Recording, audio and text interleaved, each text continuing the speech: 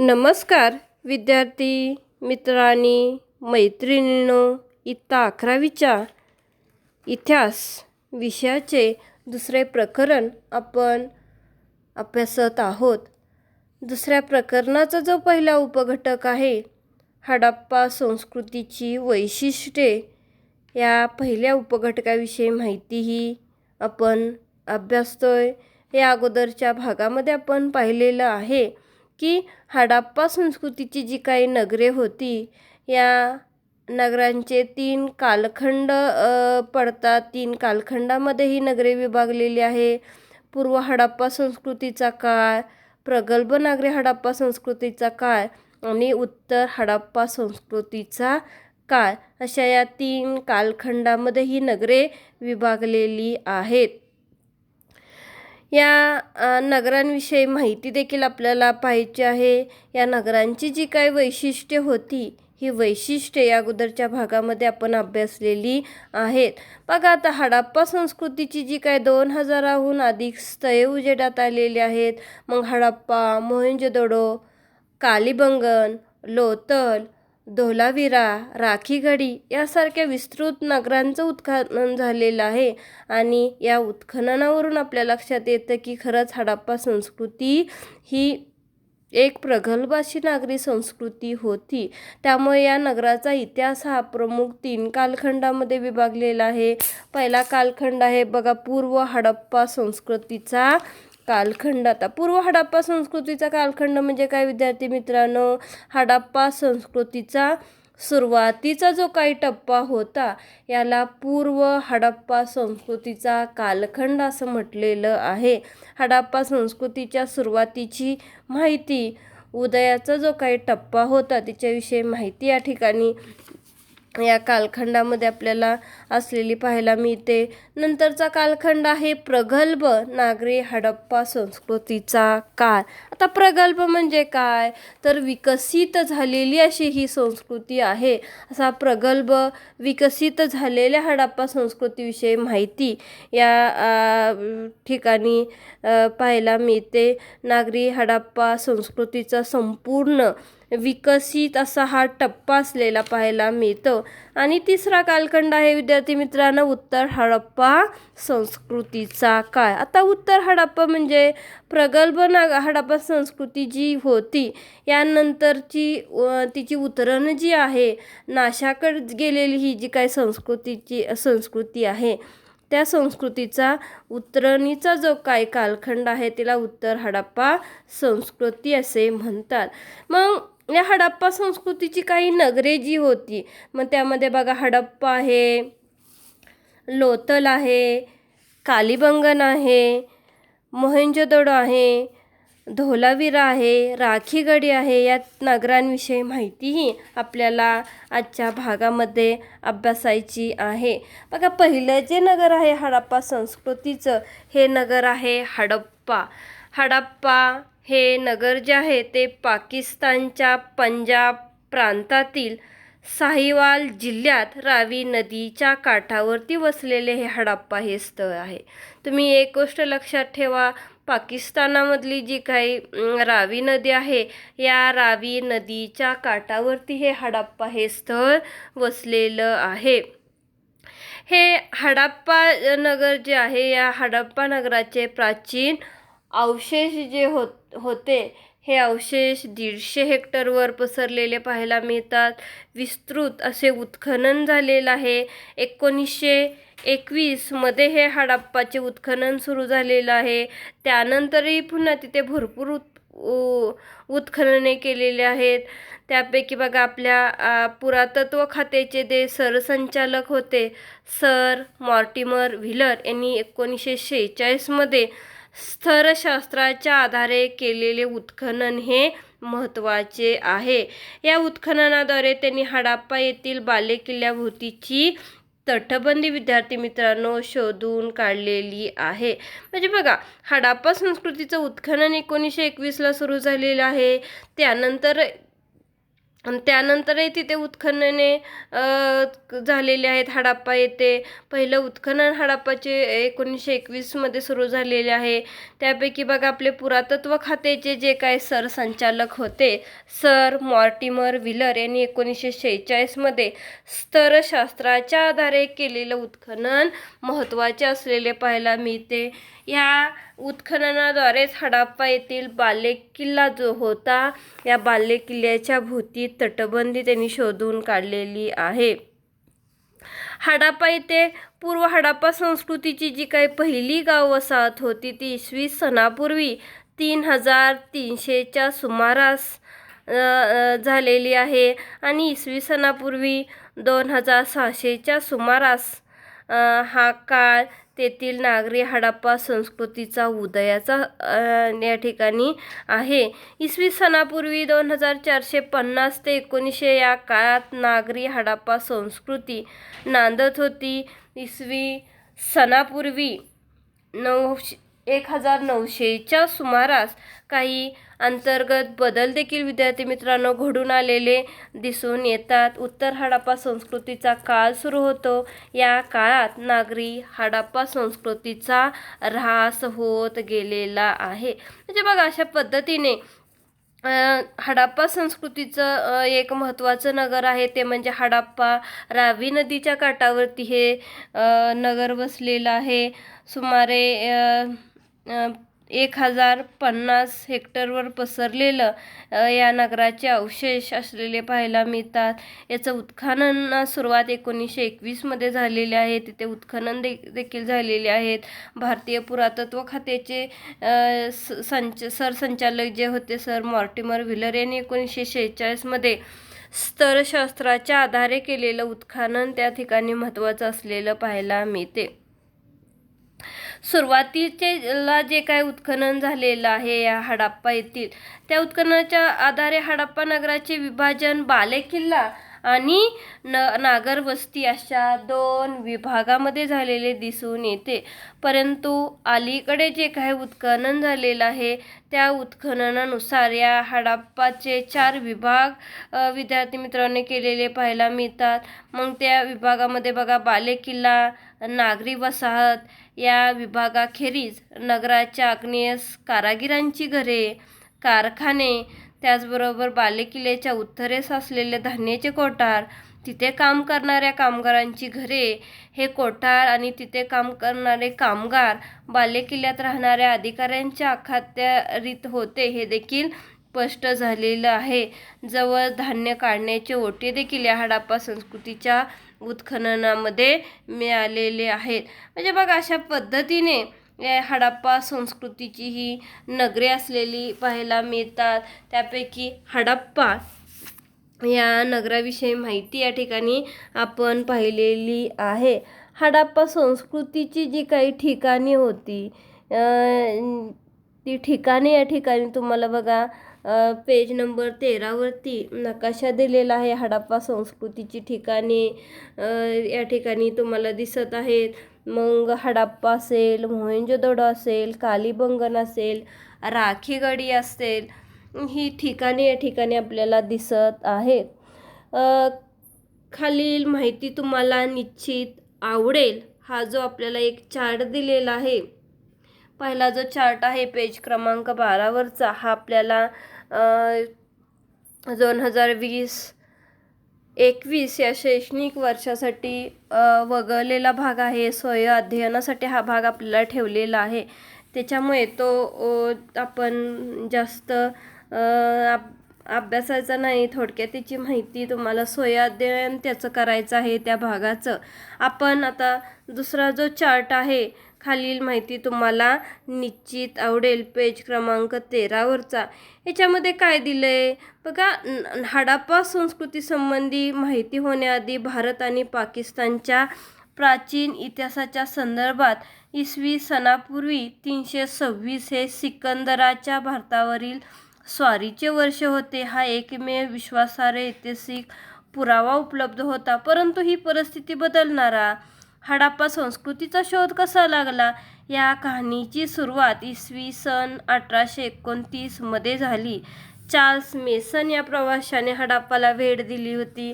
हडप्पा येथील प्राचीन अवशेष सिकंदराला थोपवून धरणाऱ्या पोरस राजाच्या राजधानीचे असावेत असे अनुमान देखील त्याने बांधलेले आहे. मेससनंतर लेफ्टनंट अलेक्झांडर बर्नस नावाच्या एका अधिकाऱ्याने हडप्पाला भेट विद्यार्थी मित्रांनो दिली होती. या ठिकाणी आपल्याला चार्टमध्ये दिसत आहे.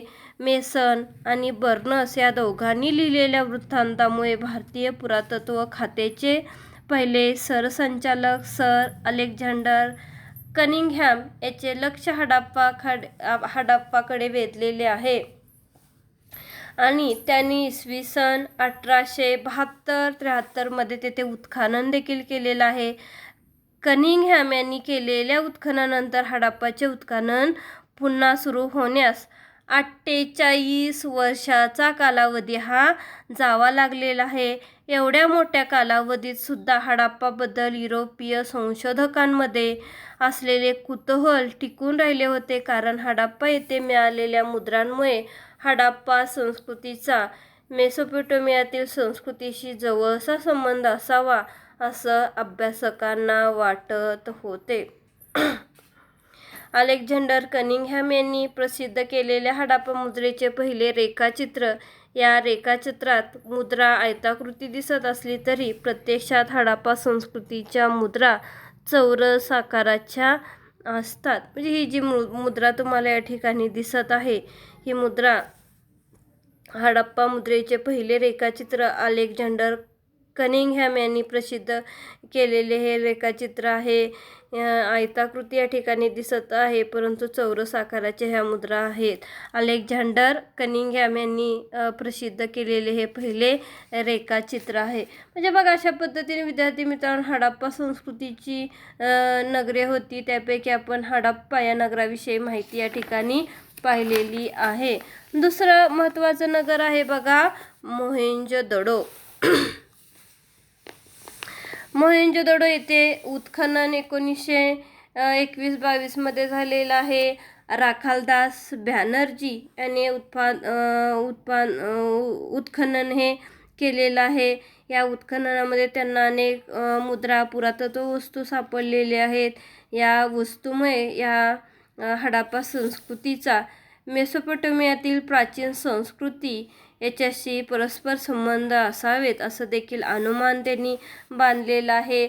इसवी सन 1923-24 मध्ये मोहेंजोदडोची अधिक सविस्तर पाहणी करण्यासाठी भारतीय पुरातत्व खाते जे होते त्याचे तत्कालीन सरसंचालक सर जॉन मार्शल यांच्या मार्गदर्शनाखाली माधव स्वरूपवंश्य, काशीनाथ नारायण दीक्षित, अर्नेस्ट वर्के इत्यादींनी उत्खनन केलेलं आहे. या उत्खननामध्ये विविध पुरावस्तू, रहिवासी घरे आणि इतर वास्तू उजेडात आलेल्या आहेत. हे मोहेंजोदडो हे ठिकाण जे आहे ते सिंध पाकिस्तानात वसलेलं आहे. सिंध प्रांतातील लाराकाना जिल्ह्यात सिंधू नदीवरती वसलेले हे ठिकाण आहे. जसं आपण हडप्पा पाहिलं, हडप्पा हे रावी नदीच्या काठावरती वसलेलं आहे, तसंच मोहेंजोदडो जे आहे ते सिंधू नदीवर वसलेलं आहे. सिंध प्रांतात लाराकाना जिल्ह्यामध्ये वसलेलं हे मोहेंजोदडो ठिकाण आहे. येथे भूजलाच्या पातळीमुळे बघा खालच्या स्तरापर्यंत उत्खनन करणे शक्य झालेलं नाही, परंतु या थरामध्ये मेहरगड येथील नवाश्मगीन गाव वसाहती इतकी प्राचीन गाव वसाहत अस्तित्वात असण्याची शक्यता आहे. साहजिकच या थरामध्ये उत्खनन झालेलं नाही. भूजल पातळी या ठिकाणी असल्यामुळे खालच्या स्तरापर्यंत उत्खनन करणं शक्य झालेलं नाही, परंतु मेहरगड येथील नवाश्मगीन गाव वसाहती इतकी प्राचीन गाव वसाहत असण्याची शक्यता देखील वर्तवलेली आहे. मोहेंजोदडो येथे उत्खनन केल्यानंतर एक लक्षात आलेली गोष्ट म्हणजे जसं हडप्पा संस्कृतीच्या अवशेषाची नाशधूष झालेली होती, तशी मोहेंजोदडोच्या अवशेषाची नाशधूष अजिबात झालेली नव्हती. त्यामुळे तिथे जी उजेडात आलेली घरे होती, रस्ते होते, इमारती होती, या वस्तूंच्या अवशेषांच्या आधारे त्या नगराची भव्यता स्पष्ट झालेली आहे. हडप्पा संस्कृतीच्या नगराचे उत्कृष्ट नियोजन, नगराचे व्यवस्थापन याचा पुरावा प्राप्त देखील झालेला आहे. मोहेंजोदडोच्या निर्मितीमधील पूर्वनियोजनाची तुलना चंदीगडसारख्या आधुनिक शहराच्या निर्मितीमधील पूर्वनियोजनाशी करता येईल. मोहेंजोदडोसारखे पूर्वनियोजित नगर प्रत्यक्ष उभे करताना आवश्यक असणारे प्रचंड आर्थिक आणि मानवी बळ लक्षात घेता त्याच्या उभारणीमागे काही खास हेतू असावा याबद्दल खात्री वाटते. हडप्पा संस्कृतीची बघा आतापर्यंत जी काही नगरे उजेडात आलेली आहेत त्या नगरांपैकी पाकिस्तानातील सर्वाधिक विस्तारित असं हे मोहेंजोदडोचे स्थळ आहे. मोहेंजोदडोच्या वस्तीचा बालेकिल्ला असेल, नागरी वसाहत असे 2 तटबंदीयुक्त भाग होते. म्हणजे असे सर्वसाधारणपणे अंदाज वर्तवला गेलेला आहे. परंतु आणखी एक तिसरा विभाग बाजाराचा होता. या विभागात कारागिरांच्या कार्यशाळा होत्या, मातीची भांडी होती, मणी भाजण्याच्या भट्ट्या देखील असलेल्या पाहायला मिळतात. या ठिकाणी बघा मोहेंजोदडोमधील अनेक दालने असलेले एक घर या ठिकाणी दिसून येत आहे. म्हणजे मोहेंजोदडो हे हडप्पा संस्कृतीच्या नगरापैकी एक सर्वाधिक मोठे असं स्थळ आहे. बालेकिल्ला, नागरी वसाहत, बाजार, कारागिरांच्या कार्यशाळा, मातीची भांडी आणि मणी भाजण्याच्या भट्ट्या देखील या ठिकाणी सापडलेल्या आहेत. म्हणजे बघा हडप्पा संस्कृतीची मातीची भांडी होती. मोहेंजोदडोच्या उत्खननामध्ये ही मातीची भांडी देखील सापडलेली आहेत. अनेक रस्ते, घरे, इमारती याचे अवशेष या ठिकाणी मिळालेले आहेत. हडप्पा संस्कृतीचं मोहेंजोदडो हे एक महत्त्वाचं नगर असलेलं पाहायला मिळते. त्याचबरोबर तिसरं नगर आहे बघा महत्त्वाचं म्हणजे कालीबंगन. कालीबंगन हे बिकानेरहून 205 किलोमीटर अंतरावर राजस्थानच्या हनुमानगड जिल्ह्यात आहे. म्हणजे राजस्थानमध्ये कालीबंगन हे असलेले पाहायला मिळतं. कालीबंगन बिकानेरहून 205 किलोमीटर अंतरावर राजस्थानच्या हनुमानगड जिल्ह्यात आहे. हे घग्गर नदीच्या काठावरती वसलेल्या हडप्पा संस्कृतीचं एक महत्त्वाचं केंद्र विद्यार्थी मित्रांनो असलेलं पाहायला मिळते. कालीबंगन येथे नागरी हडप्पा संस्कृतीची आणि त्याआधीच्या पूर्व हडप्पा संस्कृतीची अशा 2 वसाहती देखील उजेडात आलेल्या आहेत. हडप्पा मोहेंजोदडो याच्या तुलनेत कालीबंगन लहान होते. नागरी हडप्पा संस्कृतीच्या काळातील वसाहतीचे बालेकिल्ला, नागरी वसाहत असे तटबंदीयुक्त विभागही तिथे होती. कालीबंगनचे महत्त्व 2 गोष्टीसाठी आहे. पहिली गोष्ट म्हणजे बघा तिथे अस्तित्वात असलेली पूर्व नागरी हडप्पा संस्कृतीच्या काळातील नांगरलेल्या शेताचा पुरावा. हे नांगरलेले शेत इसवी सनापूर्वी 2800 च्या सुमाराशी आहे आणि त्यातील नांगरटीच्या खुणा त्या परिसरातील आताच्या नांगरटीच्या पद्धतीप्रमाणेच आहेत. आणि दुसरी गोष्ट म्हणजे बालेकिल्ल्यामध्ये ओळीनं सापडलेली 6 ते 7 अग्निकुंडे.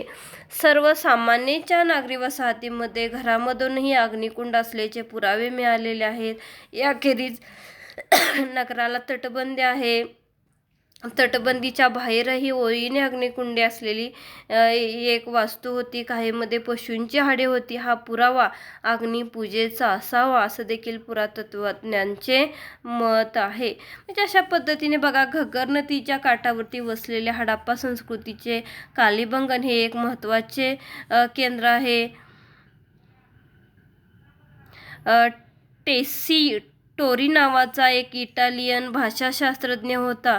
या भाषाशास्त्रज्ञाने त्याच्या अभ्यासाच्या निमित्ताने केलेल्या दौऱ्यात कालीबंगन हे प्राचीन स्थळ उजेडात आलेलं आहे. ते इतिहासपूर्व काळातील असावे असे देखील त्यांनी नोंद करून ठेवलेले आहे. परंतु हे हडप्पा संस्कृतीचंच एक महत्त्वाचं नगर होते. इथे 1960मध्ये ज्यावेळेस उत्खनन सुरू झाले त्यावेळेस हे स्पष्ट देखील झालेलं आहे. हे उत्खनन भारतीय पुरातत्व सर्वेक्षण खात्याचे सरसंचालक ब्रिज बासीलाल बिबीलाल आणि बालकृष्ण थापर यांच्या मार्गदर्शनाखाली केलं गेलेलं आहे.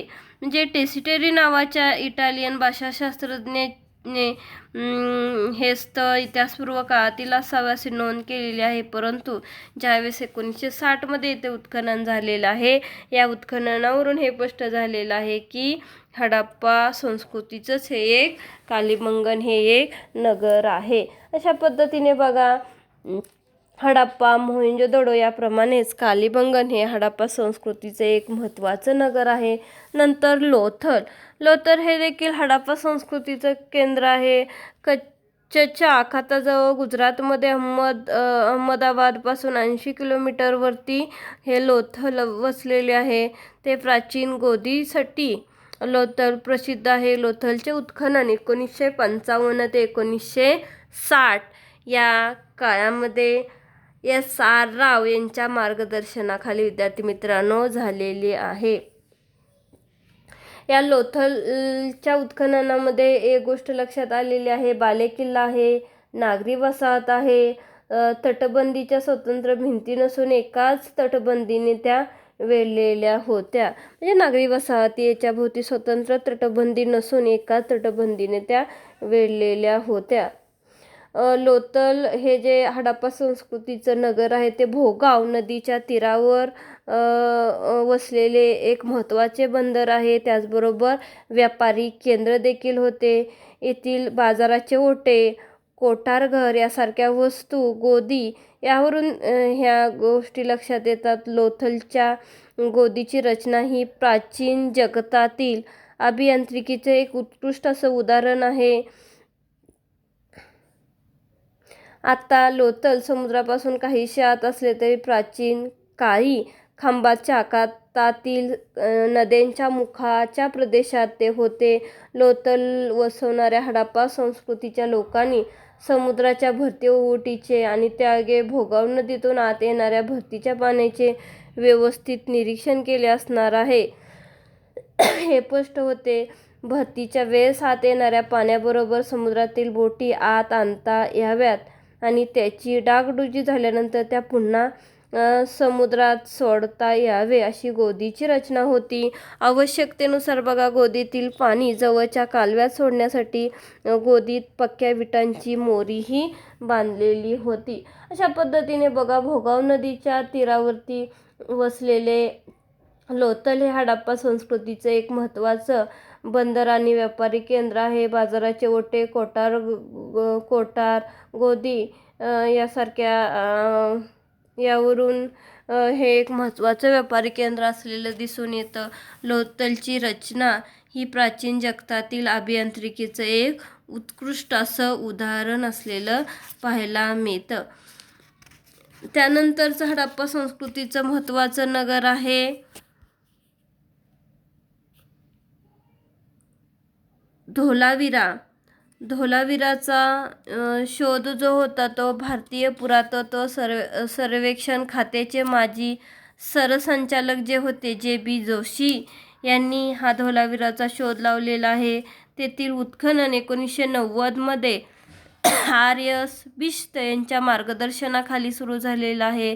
हडप्पा संस्कृतीच्या उत्खनित नगरामध्ये धोलावीराचा क्रमांक विस्ताराच्या दृष्टीने 5वा असलेला पाहायला मिळतो. तेथील नगररचना इतर हडप्पा कालीन नगरापेक्षा काहीशी निराळी, म्हणजे धोलावीराची नगररचना काहीशी वेगळी असलेली पाहायला मिळते. धोलावीरा येथे नागरी हडप्पा वसाहतीच्या आधीची पूर्व हडप्पा काळातील वसाहत होती. तिच्याभोवती कच्च्या विटा आणि घडीव दगड वापरून बांधलेली संरक्षक भिंत होती. त्यांच्या त्यांच्या वरच्या दारातील नागरी हडप्पाकालीन वसाहत तटबंदीयुक्त होती. या तटबंदीच्या आतल्या वसाहतीचे 4 स्वतंत्र विभाग होते. 4 त्यामध्ये बघा, एक पहिला आहे बालेकिल्ला. बालेकिल्ल्याला लागून असणाऱ्या अधिकाऱ्यांच्या वस्तीचे राखीव प्रांगण, सामान्य जनांची वसाहत, नगराच्या तटबंदीच्या आत आणखी एक वस्ती, अशा पद्धतीने स्वतंत्र 4 विभाग असलेले पाहायला मिळतात. अशा पद्धतीने बघा, धोलावीरा हे एक नागरी हडप्पा संस्कृतीचं एक महत्त्वाचं नगर होतं. या नगराची रचना ही 4 स्वतंत्र विभागामध्ये केली होती. विस्ताराच्या दृष्टीने 5व्या क्रमांक या धोलवीराचा या ठिकाणी लागत आहे. नंतरचं नगर आहे राखीगढी. राखीगढी हे जे नगर आहे ते हरियाणामधील हिसार या जिल्ह्यामध्ये वसलेलं आहे. हे दिल्लीपासून 150 किलोमीटर अंतरावर आहे. हे स्थळ चौटांग नदीवरती आहे. प्राचीन दृश्यदवती नदी असं त्या चौटांग नदीला म्हटलं जात होतं.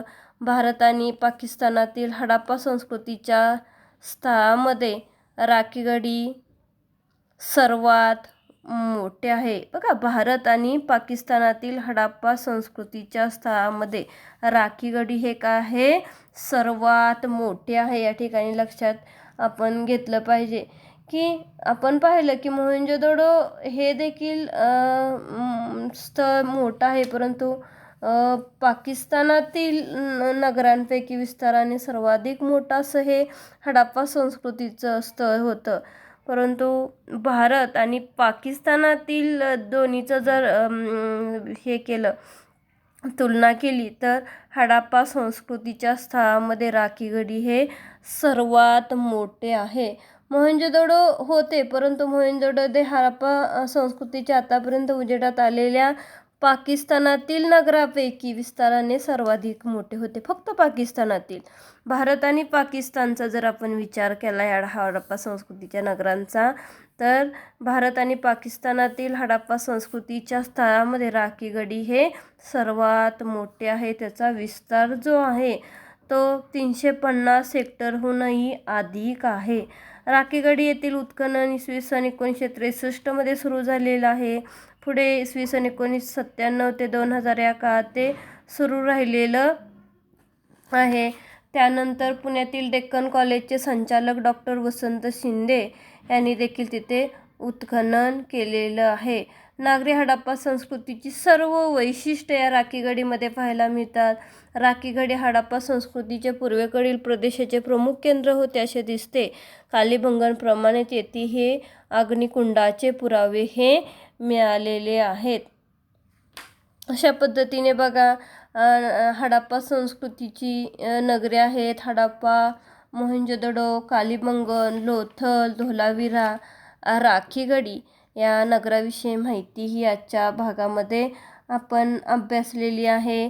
राखीगढी हे भारत आणि पाकिस्तानातील हडप्पा संस्कृतीच्या स्थळामध्ये सर्वात मोठे आहे. मोहेंजोदडो हे जे आहे ते पाकिस्तानातील नगरामध्ये विस्ताराने सर्वाधिक मोठे असलेले पाहायला मिळते. या हडप्पा संस्कृतीची नगरामध्ये असलेल्या स्थानांचे पुरावे हे मिळालेले आहेत, परंतु येथून प्राप्त झालेल्या पुराव्याच्या आनुवंशिकतेच्या दृष्टिकोनातून अभ्यास झाला नव्हता. राखीगढी येथील मानवी हाडांच्या जनुकशास्त्रीय विश्लेषणाच्या आधारे हडप्पा संस्कृतीचे लोक कोण होते या प्रश्नाचे समाधानकारक उत्तर मिळेल असा विश्वास शास्त्रज्ञाला वाटतो.